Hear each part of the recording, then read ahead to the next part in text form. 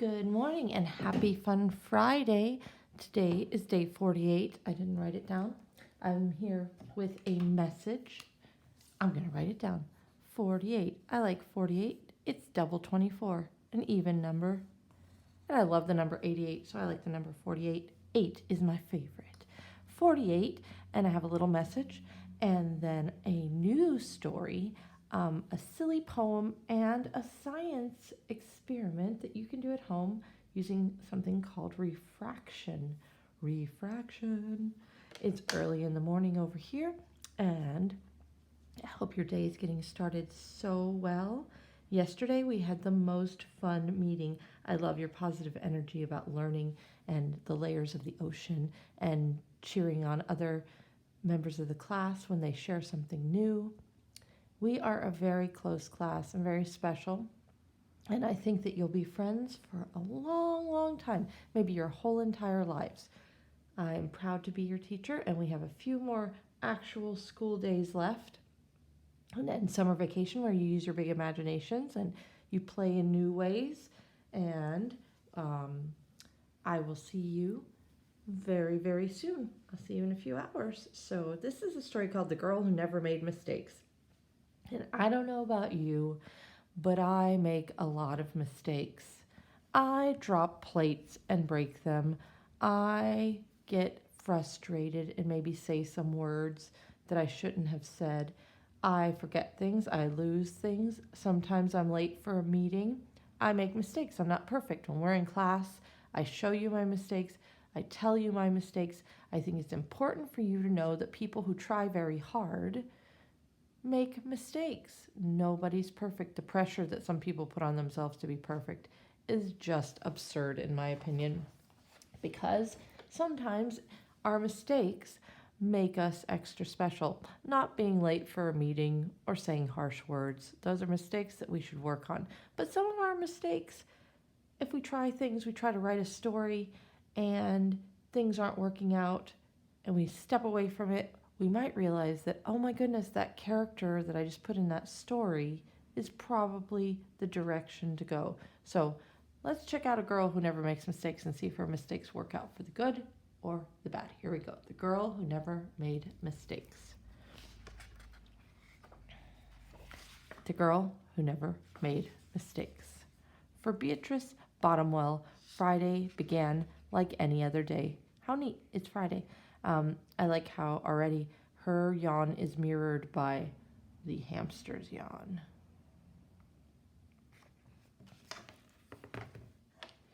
She matched her socks, and of course she put her shoes on their proper feet.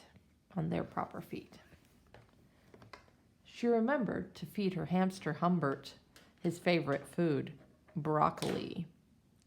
And when she made a sandwich for her brother Carl's lunch, she used exactly the same amount of peanut butter and jelly.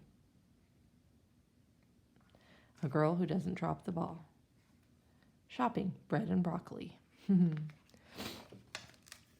When she stepped outside to greet her fans, she didn't forget to say good morning and thank you. They asked if she made her bed. She had. They asked if she forgot to do her math homework. Nope.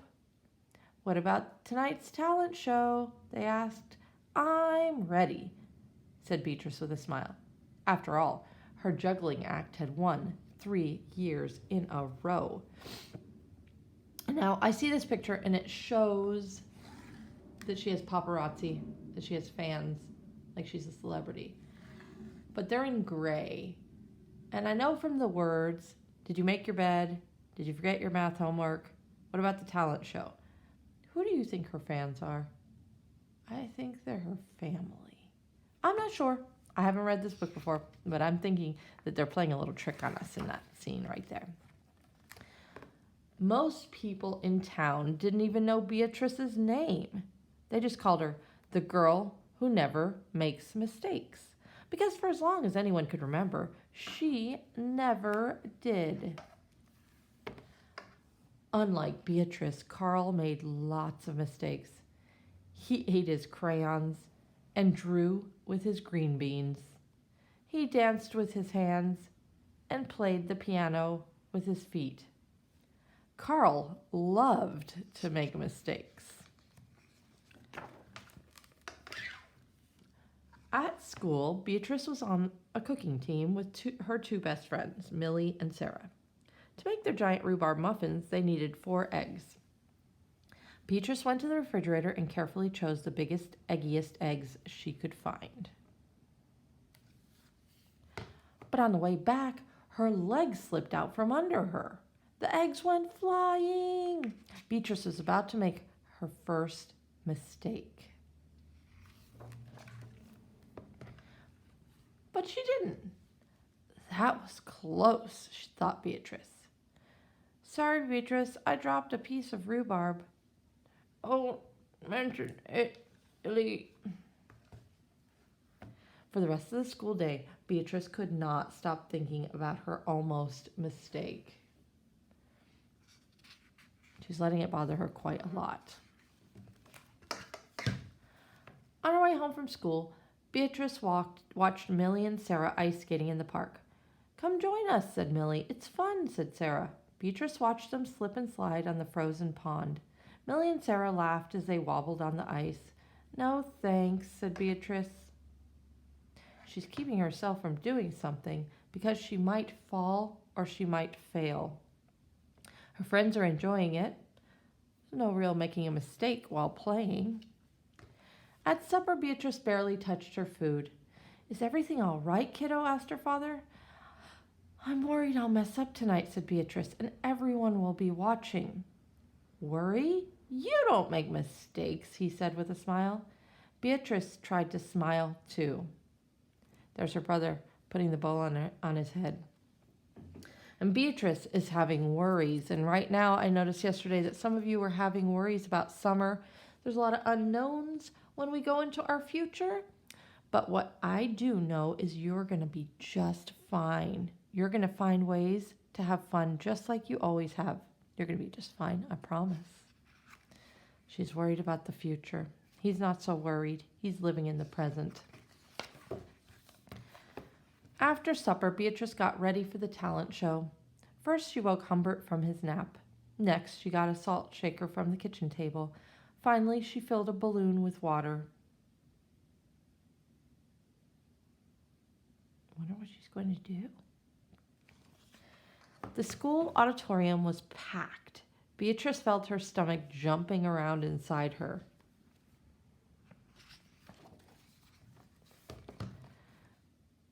Beatrice waited for her juggling music to begin.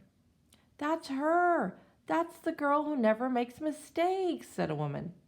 Oh, we know she'll be perfect, said a man. When the music started, she tossed Humbert into the air. Next, she added the salt shaker, and finally, the water balloon. Oh my goodness. Beatrice didn't miss a beat. The crowd clapped with delight, but Beatrice noticed something odd about the salt shaker. The specks falling out of it were not white. Achoo!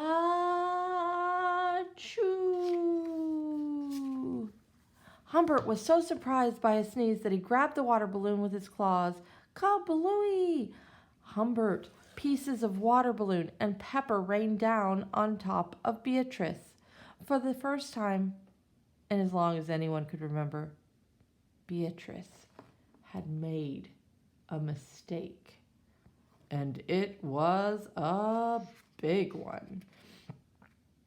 So looking at this, I'm wondering if the crowd is going to cry, cheer. What are they going to do? I'm going to make a prediction that everybody's going to love it extra. That it's not just a regular juggling act, it's a juggling comedy act. I don't know what's going to happen next, though. The music stopped. Beatrice didn't know what to do. Cry, run off the stage. The crowd was stunned. They couldn't believe that the girl who never makes mistakes made a mistake.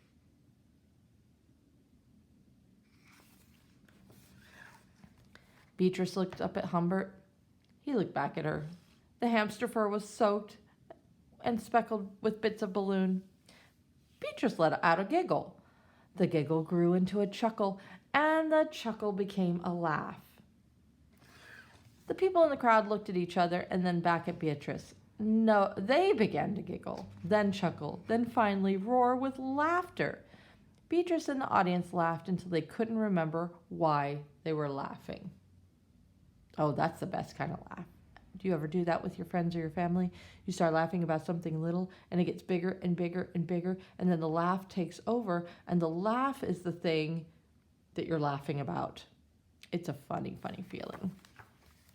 That night, Beatrice slept harder than she ever had. She had a big day. In the morning, no fans greeted Beatrice.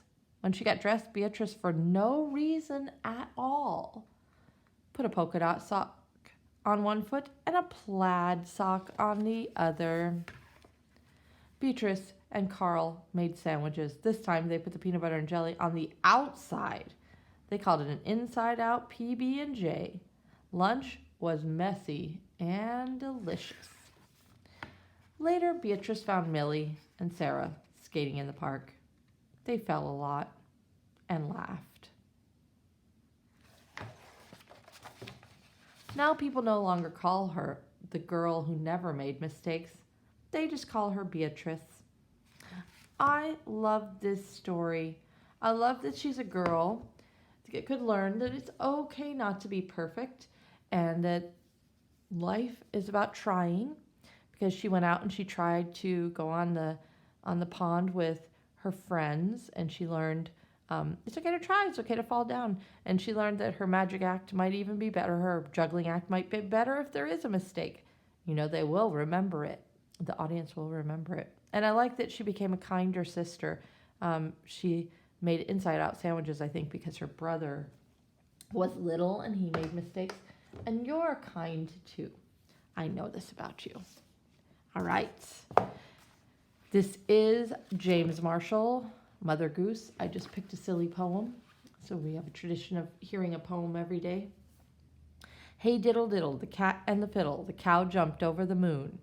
The little dog laughed to see such sport, and the dish ran away with the spoon. That's the part that we usually know. There's another part to the poem. Foul dee ral daddle, a pig on a saddle. The cat jumped over the house. The dog with the fiddle cried, hey diddle diddle, and the trap ran off with the mouse. Pff, that's the silly part. A trap ran off with the mouse. They're friends now. Oh my goodness, James Marshall, I love you. You are the funniest. Okay, here is today's science experiment.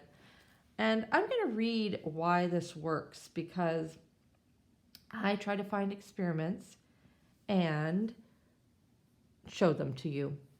And sometimes I don't know the scientific principles, so some of it I'm just going to show you, and some of it I'm going to tell you. Do this. So I need to move the iPad so you can see better.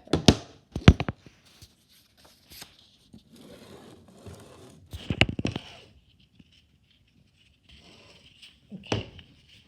This is a regular glass of water. This is a regular arrow. See, it's pointing toward my window. And then I'm going to put it back here. What happened? Over here, pointing toward the window. Put it toward the glass. And what happens? It goes the other way. The other way. And sometimes I can stretch it. Pointing to the left. Pointing to the right. How did that happen? And I made two. I made a bigger one so you could see, but the bigger one didn't work as well, so I made a smaller one. Pointing to the left, but through the glass, it's pointing to the right. And you could draw an animal. Don't make it symmetrical because you won't be able to tell. You could write your name and see what happens. I'll write a name and I'll see what happens. So I'm going to put it down for a second so I can write a quick name.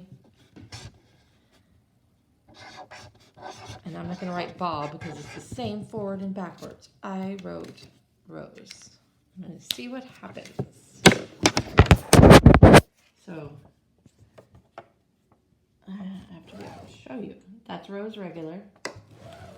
And let's see if, whoa, it's just gone wibbly wobbly. Whoa, that's even cooler. So you can see it is backwards, it's inverted. I mean, not inverted, it's backwards. So here is why this works. I'm going to read about it on the internet because I had to read what's going on. You aren't going crazy and you haven't found yourself in Alice in Wonderland staring at arrows pointing in the opposite directions. In fact, you have just demonstrated a physics concept called refraction, or the bending of light. Refraction. When the arrow is moved to a particular distance behind the glass, it looks like it reversed itself. When light passes from one material to another, it can bend or refract. In this experiment that you just completed, light traveled from the air, through the glass, through the water, through the back of the glass, and then back through the air before hitting the arrow. Anytime that light passes from one medium or material to another, it refracts. But just because light bends when it travels through different materials doesn't explain why the arrow reverses itself. To explain this, you must think about the glass of water as if it is a magnifying glass. When light goes through a magnifying glass, the light bends toward the center. When the light all comes together, it is called the focal point. But beyond the focal point, the image appears to reverse because the light rays that were bent pass each other, and light that was on the right side is now on the left side, and the left is on the right, which makes the arrow appear to be reversed. This diagram explains it better. So this is a diagram that explains. So I hope you enjoyed today's video. I'll see you a little bit later. I love you and I'm proud of you, and I hope you have a wonderful weekend. I will see you for another message on Monday, but a meeting before for Fun Friday. Bye.